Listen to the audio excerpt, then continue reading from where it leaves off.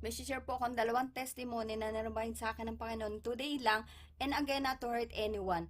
So yung una po doon na post ko before na may isang kapatid na siya'y pinipigilan ng kanyang asawa mag-church.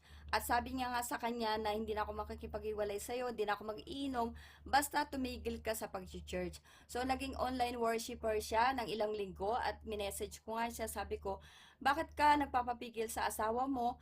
Ngayong alam mo yung katotohanan. So pareho kayo mapupunta sa impyerno.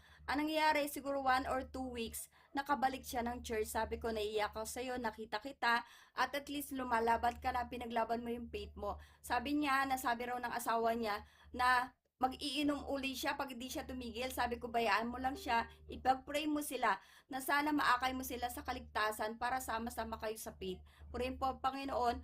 At sa akin nga, yung nasabi ko before, na ako po ay ilang beses na pagbintangan sa church. Ang aking pong stroke, isa sa dahilan ang church din. At alam ng Diyos na ako po ay taong mapagpatawad. Kung ang Diyos pinapatawad po tayo at dapat magpatawad ng 77 beses, ibig sabihin endless times, na dapat tayo po ay nagpapatawad. At ako rin po, alam ko nakagawa rin naman ako ng hindi mabuti sa kapwa ko. Ang nangyari kasi noon, alam ko na may sumasakit sa brain ko, pero takot po akong pabuksan yung brain ko kasi nga baka may brain tumor ako. Yan po. So, hindi ako nagpapa-check up.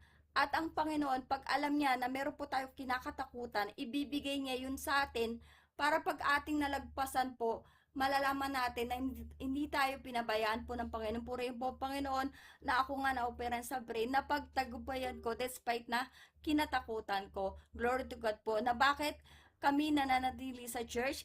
Dahil sa turo't aral. Yung pupurihin po ang Panginoon na nalaman namin ang turo't aral na kami nasa tunay na paglilingkod. Glory to God. Kaya patuloy po kami nag-invite po sa inyo sa church na sana po malapit ng kawakasan.